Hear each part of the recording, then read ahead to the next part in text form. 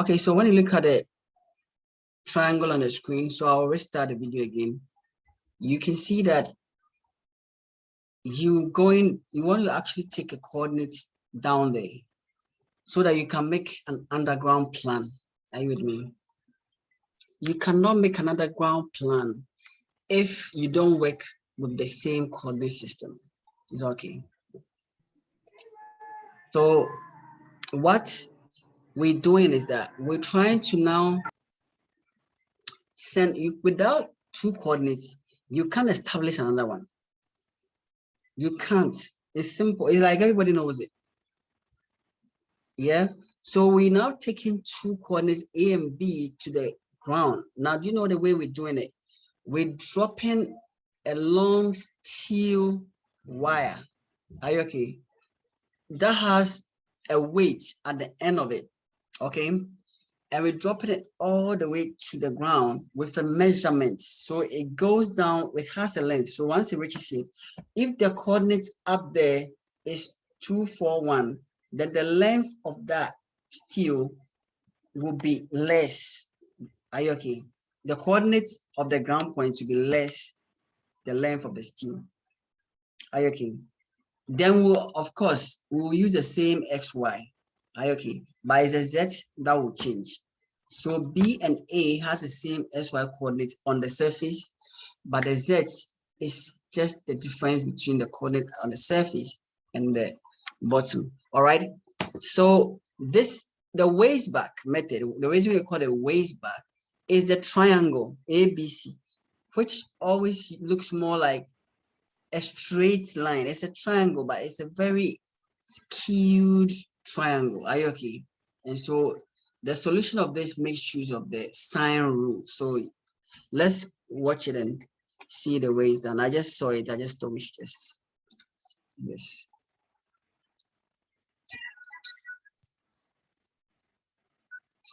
So watch it again. Let's see.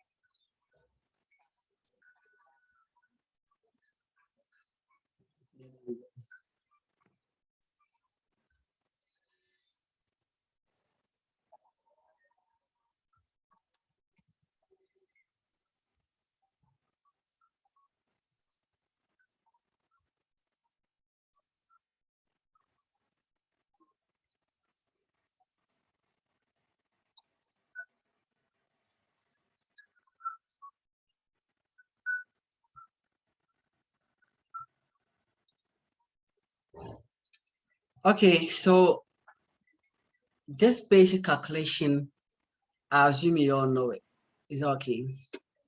you have the bearing of a line, okay, and you want to find the bearing of another line, okay, you only measure the angle and then you add it. Okay, I think if you don't know how this is done, I mean, it's something you just look at it. To find the bearing of a line, you also have to do the tan inverse of the change in the y. I think I've talked about this over changing x, and then find the quadrant in which you are and add it on. Are you okay? So you need to, that is what is being done here. The rest is the sine rule.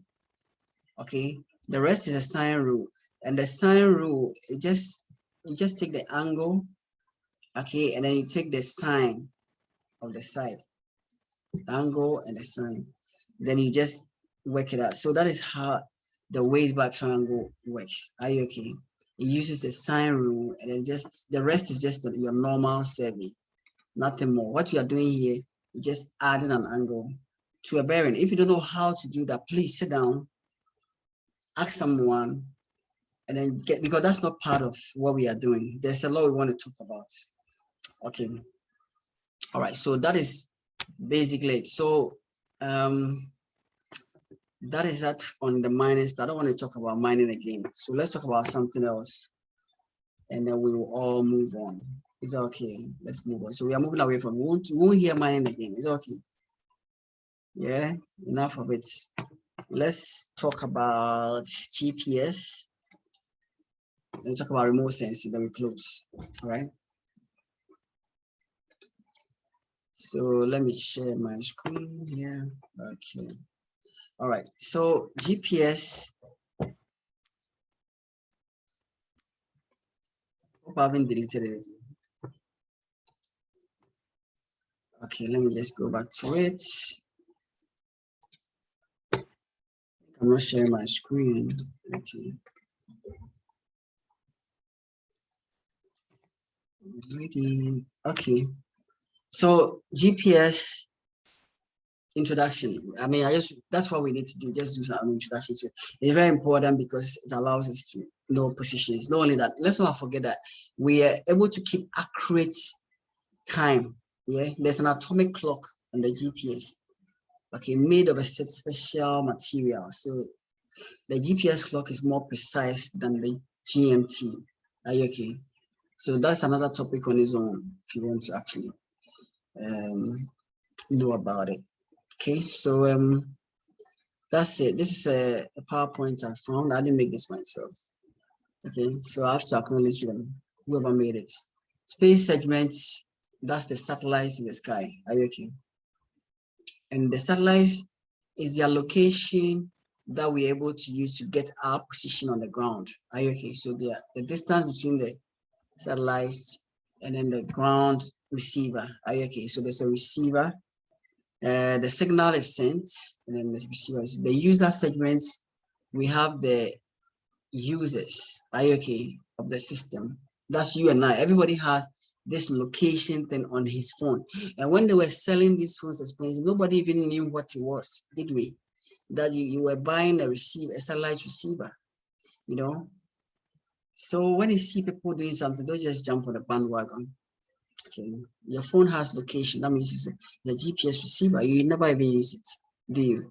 All right, so the control segment kind of, for every satellite that is launched into the sky, there should be a control. Okay, a way to control it. The master control is somewhere, okay, on the surface of the earth, and there are monitor stations as well. So the master control is at Colorado Springs, the master control station is okay, Colorado Springs. That's in the US. So that's what makes US a powerful nation, things like that. They when they talk about GPS, it's the US one. But put it to your mind that other countries have their own. China has their own. Europe has their own. Yeah.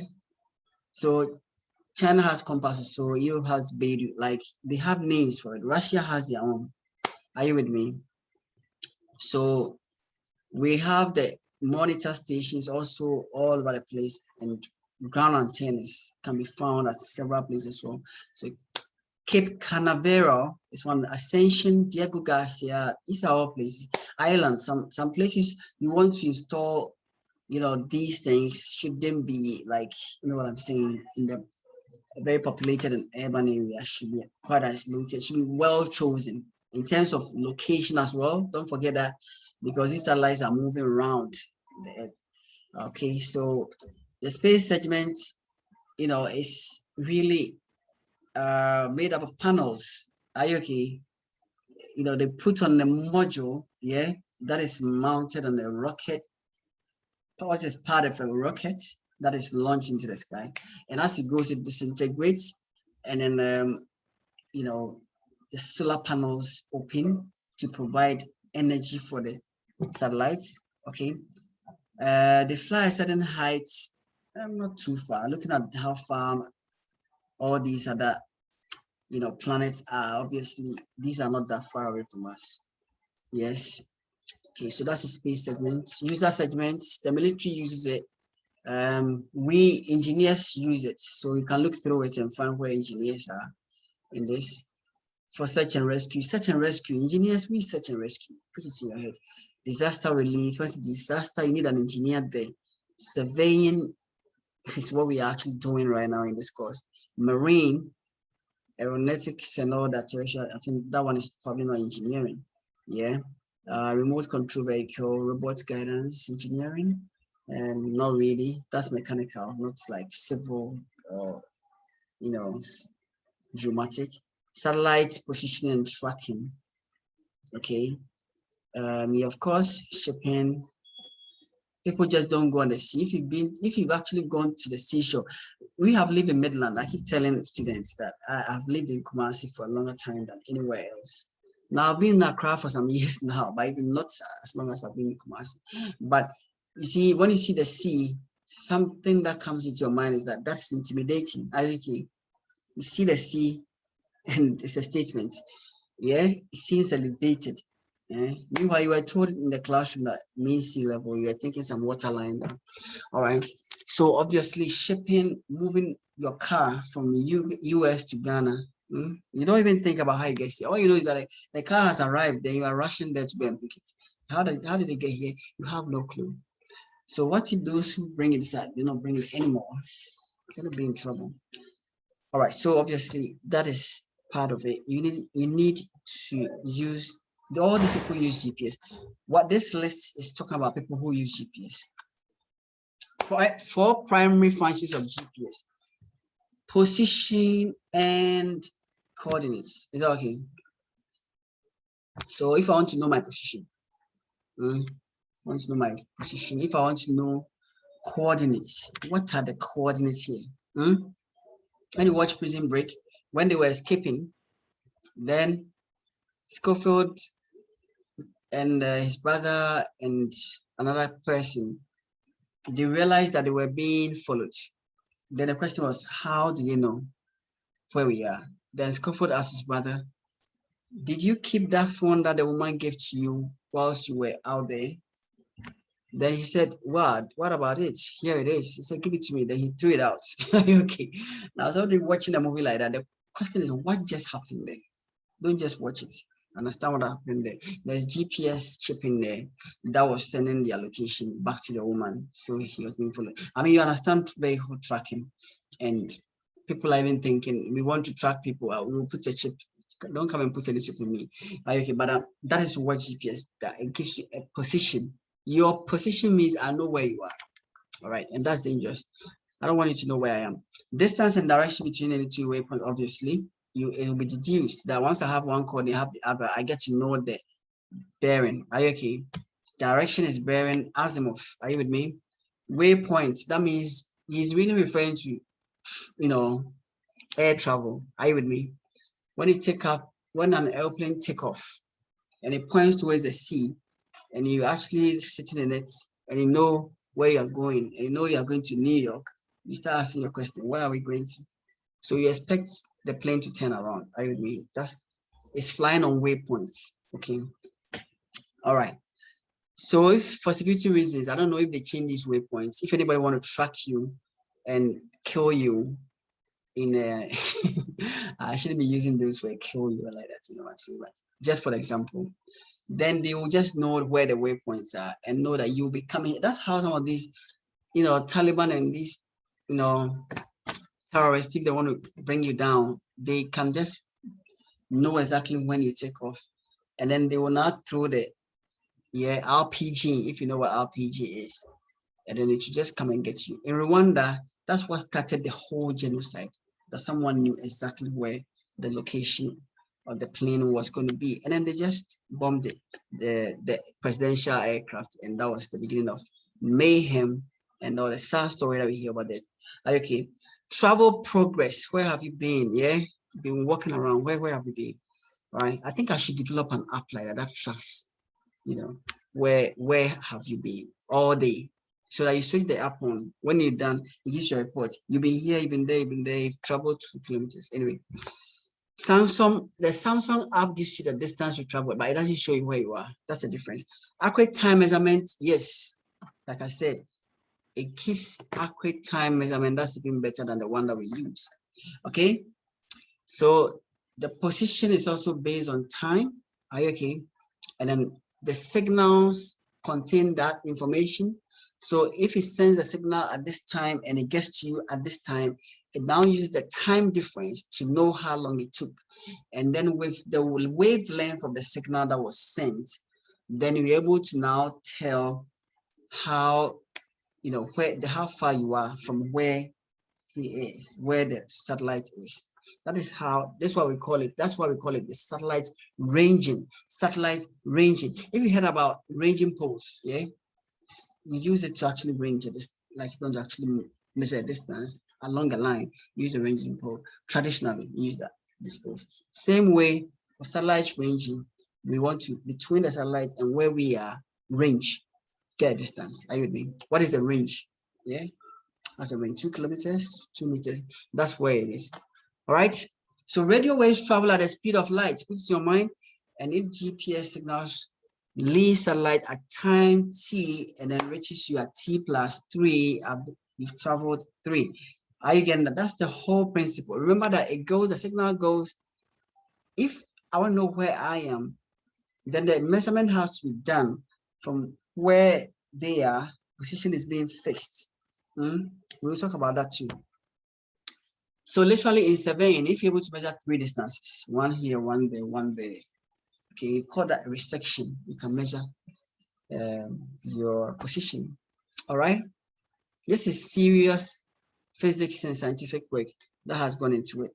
Okay. So the signal that is sent is like a code, okay, and the code contains, okay, the time data, and then so we can have the pseudo random noise code. In other words, once you talk about noise, you don't really want that noise. You want to get rid of that. So that, but the time difference is what is used to measure the distance. Obviously, time, I talked about time. You can have military time, you can have Greenwich Mean Time, you can have your own local time. That would be the Zulu time. So okay, let me just say. So GPS time and Greenwich Mean Time differ by about 13 seconds. Can you imagine that? 1, 2, 3, 4, 13 seconds. All right, take note of that. Signal from one satellite. So this is like tutorial view how it works. So we have the satellite is what you see. You see the symbol of a satellite, okay? The receiver is somewhere on this sphere. It makes sense that if I have a satellite on top of me right now, then it's defined a certain sphere within which everybody who is receiving it potentially could be in. So there are possible spheres that can be drawn. So put that in your mind. All right, depending on the range, how far you can go, and the obstructions. All right. Then you have another one that's also sending another signal. Are you okay? All right. So that intersects me. That intersects at certain points. Then I'm still receiving from another one. So there's a third one that comes in. Are you getting that? So that is the way the whole triangulation works. So we can now triangulate to correct for our position. Is all right. So now we need about 3. satellites. Basically, that's what it means. Selective availability means that initially we were not supposed to use GPS. It was for the military. Okay, the Defense Department did that. The satellite timers, it's reducing position accuracy. So you could just try get GPS like the one we are using on our phone, and then it will be wrong. Can you imagine that? So it will be telling you at, Dansuman, whilst you are at Medina, things like that. So it was only those who had the correction, but that has been removed. It's already. So SA was designed to prevent America's enemies from using GPS against us, our enemies. But then now Europe has it, China has it. I mean, like, you know what I'm saying? All right. So 2000, they reduced the SA. The year 2000, yeah, it's not too far ago, too far away. They reduced SA to 0 meters. So now when you get it, in fact, I can get very high accuracy in my room here to about 7 meters accuracy. But when I get out, I can literally get like 2 meters. That means my position is that accurate. SA could be reactivated at any time by Pentagon. That is why I keep saying, listen to me, guys, that you don't have to rely on things from outside. That's what China did and is doing. When they send Chinese, anyway, let me cut it. I'm not doing geopolitics here. I'm not teaching geopolitics. So let's move on. SA could be reactivated anytime. What it means is that it's not for us. GPS is not for Ghanaians. So you are enjoying it, keep enjoying, but launch your own satellites. Is that okay? But first, clean your gutters. Don't mind me. Anyway, so the sources of GPS are, as with any technology of measurement, and for surveying, we are always interested. Are you okay? You can have errors associated with it. All right. So you can have the source of the error and the amount of the error. Satellite clocks contribute a certain amount. Orbital errors contribute a certain amount. Ionosphere contributes a certain amount. Troposphere, certain amount. Receiver noise is there. Okay. Subsorption and reflection, all these things are affecting one signal that we need to receive. Multipath signals hitting other objects and coming back to be received. Okay, then selective availability, we've talked about it, but it doesn't really exist. Then, of course, the user himself can have some errors. So errors are cumulative, and it affects what we call the position dilution of position. Is okay. I shouldn't miss the map. All right, so there you go. All right, source of signal interference. We can have all these guys here contributing. All right, the Earth's atmosphere, ionospheric, okay. We can talk about the troposphere. There are different levels when it comes to our atmosphere, depending on how far you are from the surface of the Earth. That's where the ionosphere, troposphere comes in. The troposphere is the closest we can have. And so all these affects the signal. Please, I don't want to spend too much time on it so that we don't even think that this is not the detailed thing. This is just introductory. All right, so just learn something. Just say, oh, okay, and I know what happens with GPS. All right, so errors do exist. Please, for all you know, in the exam, all I need you to know that there are sources of errors. So just don't take it like, oh, this is too much for you. It's all right. GPS dilution of precision and its effects, not effects. Okay. We can also talk about satellite geometry. So depending on where the satellites are, if the satellites are not evenly distributed, it will affect. Satellite geometry can affect the quality of GPS signals and accuracy of receiver trilateration. Okay, so I was talking about recession. Trilateration is also a method of fixing a precision. Okay. Dilution of precision. Okay, you can have geometric dilution of precision. Okay, all right. So, of course, position of dilution of precision is what we talked about earlier on. All right, so what is dilution of precision? Reflects each satellite's position relative to the other satellites being assessed by a receiver. Okay, there are 5 distinct kinds of it. I mean, seriously, let's keep this one and move on. But we should know that the geometry of satellites affect the position. I don't want to turn this into a very deep something. I want you to just know some basics, and that is it. Okay, so this is the geometry. So this is like a planimetric view. So if we're looking at where would the poles be? If the pole is here, this is like a section through the earth. You're looking at the three-dimensional object. All right. So you can have good satellite geometry, okay, or you can have bad ones. Poor satellite geometry, okay. So here the intersection is bad, isn't it? Okay. All right. Just take it like that. Okay, we don't go any deeper than that. So differential GPS, okay, real time, and we can later on process it. Okay, real time differential GPS is also good. These are methods for actually determining the position of the receiver. Is that okay? All right. Please, let's skip all these ones. It won't come in exam. I won't ask you questions. Like I said, this material is not my material, but I find it to be a good material to share. All right. So ground stations, well, let's skip that. All right. So, yep. We can also have a local system. In fact, you can actually correct for your position, improve on the position of GPS, depending on the method that is used. Okay. All right. So if you stand and observe for a longer period, normally you have very good results. Okay. All right. So there you go.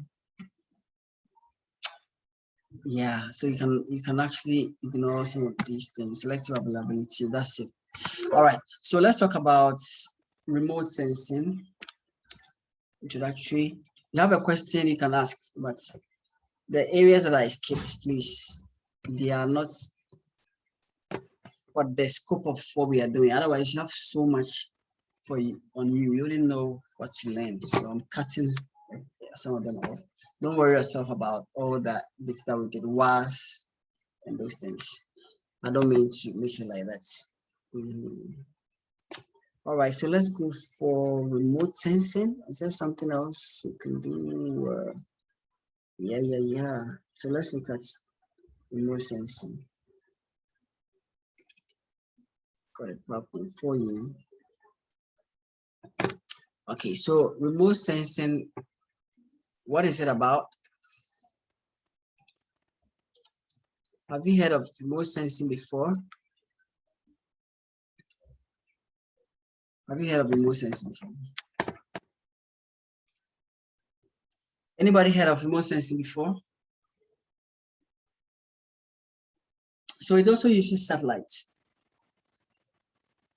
Okay, remote sensing satellites are like GPS satellites, but for the remote sensing satellites, you don't need so many of them to be present. You don't need to have geometry, equally distributed, evenly distributed satellites for good geometry. No, we don't need. I need just one satellite mission. It goes out there and then it starts taking pictures. Are you okay of the ground? Basically, that's what it is. It's okay. And then these pictures, when you take them, you can learn from them. So GPS satellites don't take any pictures. They just get you coordinates. All right. But remote sensing is a process of deriving information about the Earth's land and water surfaces using images. So you take a picture, you get an image. Acquired from an overhead perspective by employing electromagnetic radiation. Is okay in one or more regions of the electromagnetic spectrum. Okay, so reflected or emitted from the Earth's surface. So what it means is that, in fact, why we say all those things, because it's not just an ordinary picture. So your phone, when you take a picture of your phone, you are actually measuring from recording energy. Okay, the energy has been reflected off an object. All right, and the object is not close to you. When you take a picture, the person you are taking a picture with doesn't come close to you. The person is far. In fact, if you're undercover agent and there's something you should take a picture of, you go high somewhere, you are not close to the object, but you capture the image and then you glean and extract information from it. That is how this remote sensing is about. That's how it is. It's okay. So you have a certain reflection or emission. The reflection means that the source of the energy is not the object itself. So we're talking about the sun. Are you okay? And then we're talking about emitted from the surface of the earth. Then you are talking about what we call the passive, see the active or the passive. So if it's active, then it means that it's actually sending the signal itself. This, if a remote sensing system is active, it sends a source of energy and it measures it back. Are you okay? Like microwave systems, radar, you know what I'm saying? But then when you talk about passive, then it's like the satellite is just measuring from the reflection of the energy that has hit the earth from the sun. Okay, all right. So it makes use of what? Electromagnetic radiation. Electromagnetic radiation is the same thing that we find in the hospital, the X-ray. Are you okay? So with X-ray, you can not see it. You go in there, say, put your hand there, put your hand there, put something under it. You don't see any light, but can you imagine? Some light was there that you didn't see.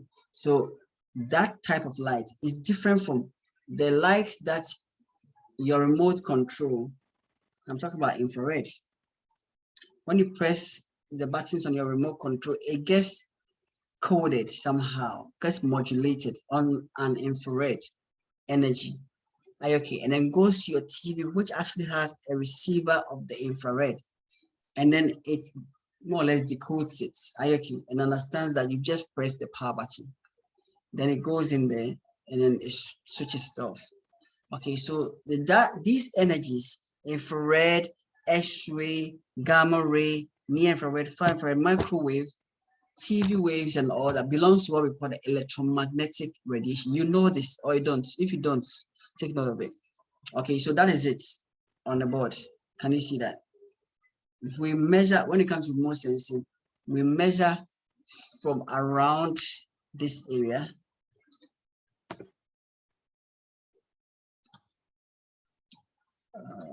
Yeah, we measure around here. Are you okay? So that's remote sensing for you.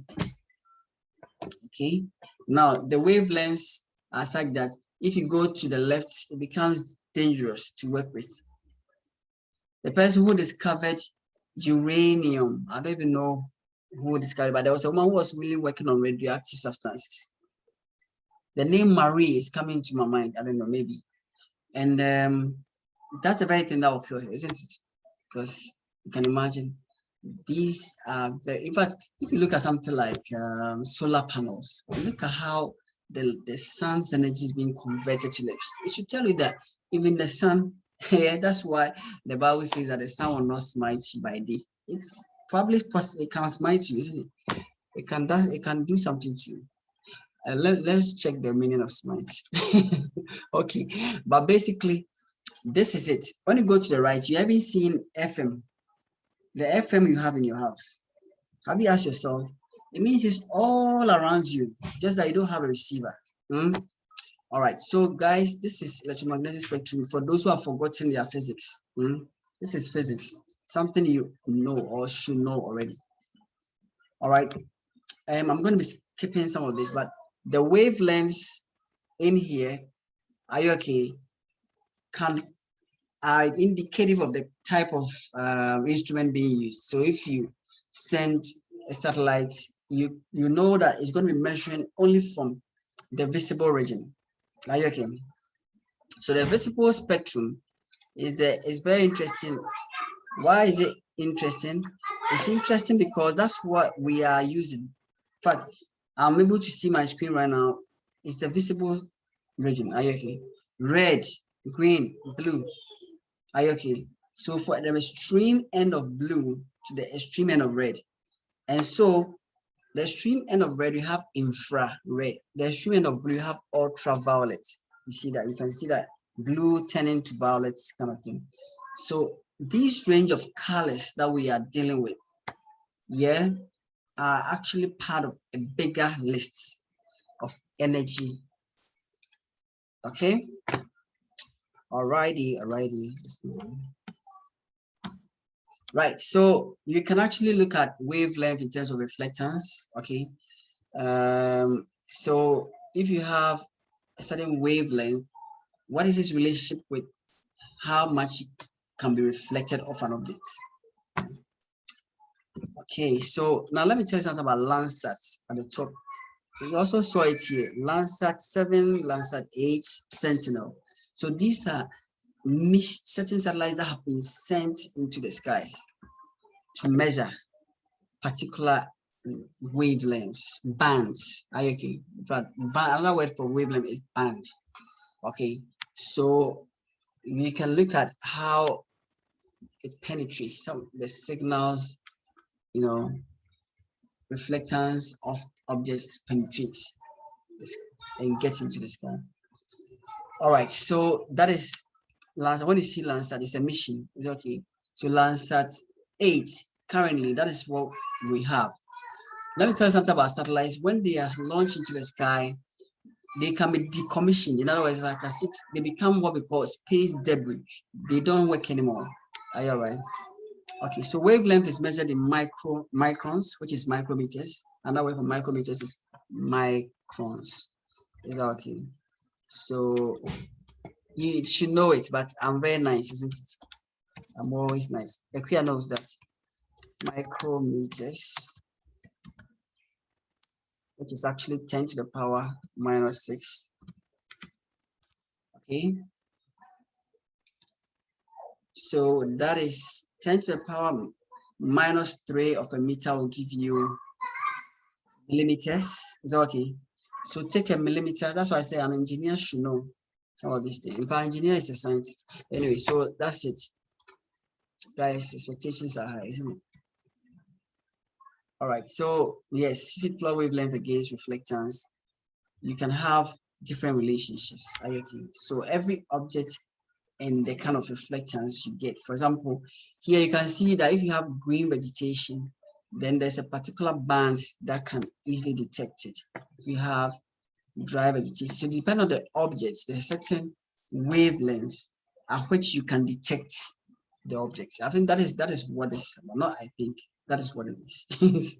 Okay, so depending on the type of wavelength you're dealing with, okay, you definitely can talk about different objects. Okay, all right, so there you go. Clouds. Cloud cover is what you don't want. Are you okay? You don't want cloud cover. Cloud cover means that you're blocking the signals. You can't see. You can actually the camera. Normally it's like a camera. But you don't call it a camera. You call it a sensor. So the sensor or the imaging device. So sensor, imaging device, camera. These are stuff that are mounted on the satellite. So when you see satellites, we have different types of satellites. You can have communication satellite, but this one we are talking about, the word satellite being used here is for remote sensing. That means image, yeah, imaging devices. Okay, an imaging device, which measures the reflectance, okay, or emittance of electromagnetic energy from objects on the surface of the earth. Are you okay? So that we can analyze it. I think we've seen this before. Why is it coming back? I hope my slides are not messed up. Anyway, but of course, this one is not my slide again. Someone's slide. I loved it, so I'm using it. I'm acknowledging him, Campbell. Okay, so reflected or emitted. I think we typed before. This is just a repetition. All right, so visible and reflected are remote sensing. So the sun, you can see the sun is the yellow thing over there. All right, gets reflected. All right, and then we are here. If you're doing thermal, what does